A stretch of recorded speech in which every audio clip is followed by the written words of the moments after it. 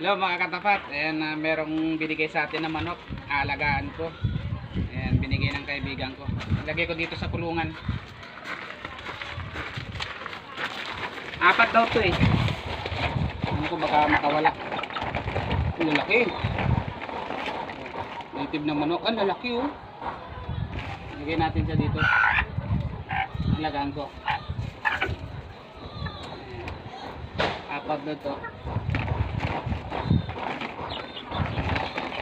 Maliliit pa yung iba. Native. Ano na manok.